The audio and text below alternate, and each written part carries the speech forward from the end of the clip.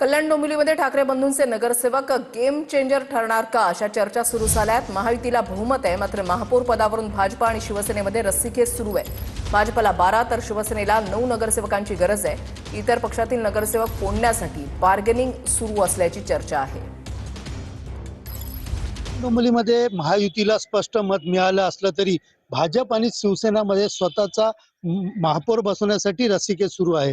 एकंदरीत पाहायला गेलं तर कल्याण डोंबिवली महानगरपालिकेमध्ये 122 नगरसेवक आहेत आणि यापैकी 103 जागा जे आहेत ते महायुतीला मिळालेल्या आहेत, तर 19 जागा ज्या आहेत ते विरोधकांना मिळाल्या आहेत। एकंदरीत या सगळं गणित पाहता या ठिकाणी 50 जे नगरसेवक आहेत ते भाजपचे आहेत, 53 नगरसेवक जे आहेत ते शिवसेना एकनाथ शिंदे या पक्षाचे आहेत। एकंदरीत दोन्ही पक्षाचं पाहिलं तर भाजपला 12 नगरसेवकांची आवश्यकता आहे, तर एकनाथ शिंदे यांच्या शिवसेनेला 9 नगरसेवकांची आवश्यकता आहे। त्यामुळे इतर पक्षातील काही नगरसेवक आपल्यामध्ये घेण्याचं काम या ठिकाणी सुरू आहे। सुनील जाधव, TV9 मराठी, कल्याण।